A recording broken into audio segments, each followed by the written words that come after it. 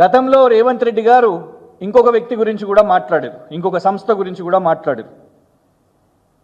So నా complaint అధికారికంగా గచ్చిబౌలిలో MR properties అని ఒక కాలనీ ఉంది.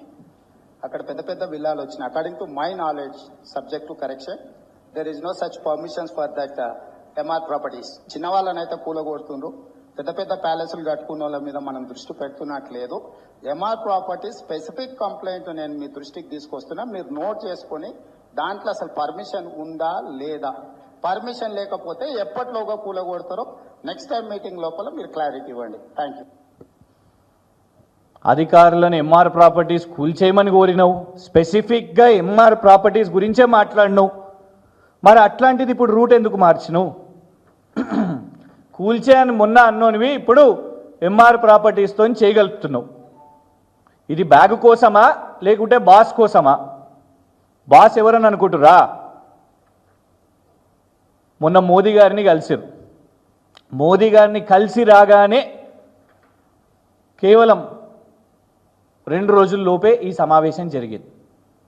ఎందుకు ఎంఆర్ ప్రాపర్టీస్ మీద సడన్గా ముఖ్యమంత్రి గారి కన్ను పడ్డది అని అనుకుంటే, బిగ్ బాస్ ఉన్నాడు. బిగ్ బాస్ 2 రకాల్లో వస్తాడు దేశంలో. అయితే డైరెక్ట్ వస్తాడు, లేకుంటే ఇండైరెక్ట్గా వస్తాడు. డైరెక్ట్గా బీజేపీ ప్రభుత్వం ఉన్న దగ్గర వస్తాడు, ఇండైరెక్ట్గా కాంగ్రెస్ ప్రభుత్వం ఉన్న దగ్గరకు వస్తాడు. ఎవరు అనుకుంటుర్రు? ఇప్పటి వరకు తెలంగాణలో రెడ్ కార్పెట్ వేయకుండా కేసీఆర్ గారు ప్రభుత్వం ఉన్నప్పుడు ఆయన వచ్చిండు. కాంగ్రెస్ వాళ్ళు గది ఒకటే ఫోటో చూపెడతారు సెక్రటేరియట్లో, ఆయన వచ్చి కేసీఆర్ గారు కలిసింది. కానీ కేసీఆర్ గారు ఏమన్నారు? మా సింగరేణి నీకు ఇయ్యం, మా విద్యుత్ నీకు ఇయ్యం, గెట్ అవుట్ అని చెప్పిండు. ఒక్క రాష్ట్ర ప్రభుత్వం కూడా, కేసీఆర్ గారు ఒక్క రాష్ట్ర ప్రభుత్వం ప్రాజెక్టు కూడా ఆయనకి ఇయ్యలేదు. ఆయన ఇప్పుడు మళ్ళా కాంగ్రెస్ ప్రభుత్వం రాగానే డైరెక్ట్గా వచ్చారు. డైరెక్ట్గా వస్తే బీఆర్ఎస్ ఊరుకుంటుందా? బీఆర్ఎస్ నిలదీసింది. అసెంబ్లీలో టీషర్ట్లు వేసుకున్నారు ఎమ్మెల్యేలు. కేటీఆర్ గారు, హరీష్ రావు గారు, మొత్తం అందరు, జగదీశ్వర్ రెడ్డి గారు, అందరు ఎమ్మెల్యేలు అసెంబ్లీలో టీషర్ట్ వేసుకొని పోయారు. అటు రాహుల్ గాంధీ కూడా పార్లమెంట్లో వేసుకున్నాడు. ఇక్కడ ఏం చేసిర్రు? అరెస్ట్ చేసిర్రు. ఆ తర్వాత జాతీయ న్యూస్ అవ్వగానే నువ్వు 100 కోట్లు ఆయన దగ్గరికి వెళ్ళి ఎట్లా తీసుకుంటావు అనేసరికి నామమాత్రానికి ఆ 100 కోట్లు వాపస్ ఇచ్చిండు. కానీ కొడంగల్లో పెట్టే సిమెంట్ ప్లాంట్ కానివ్వండి, భూములు కానివ్వండి, రామన్నపేటు సిమెంట్ ప్లాంట్ కానివ్వండి, ఇవేవి రద్దు కాలే. ఎగ్జాక్ట్లీ మీరు గెస్ చేస్తున్నది కరెక్టే. అదానీని ఇండైరెక్ట్గా తెలంగాణలో తీసుకురావడానికి, ఎందుకంటే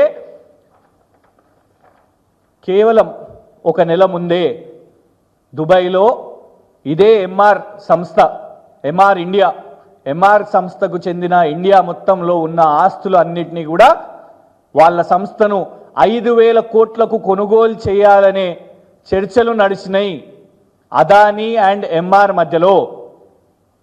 అదానీని తెలంగాణలో దొడ్డిదారిన తీసుకురావడానికే రేవంత్ రెడ్డి గారు సడన్గా ఎంఆర్ ప్రాపర్టీస్ మీద ఈ ప్రేమను చూపెట్టినరు.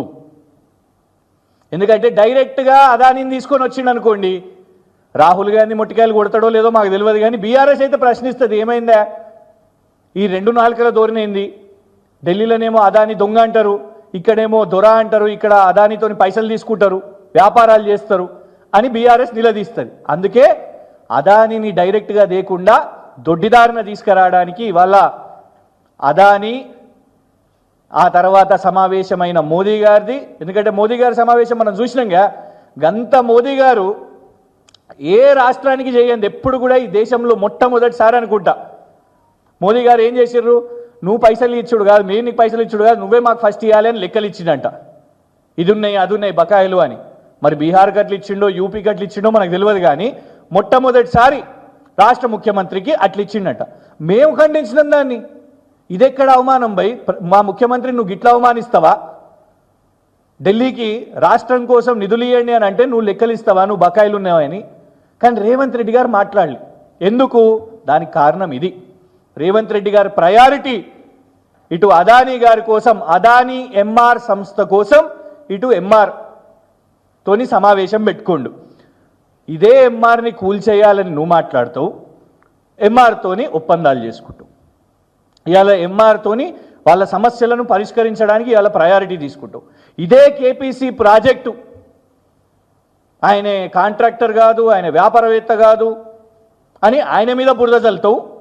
మీ సోదరుడేమో ఆయనతోని సెటిల్మెంట్లు చేస్తాడు, ఆయనకి ఇలా కాంట్రాక్ట్లు దక్కుతాయి.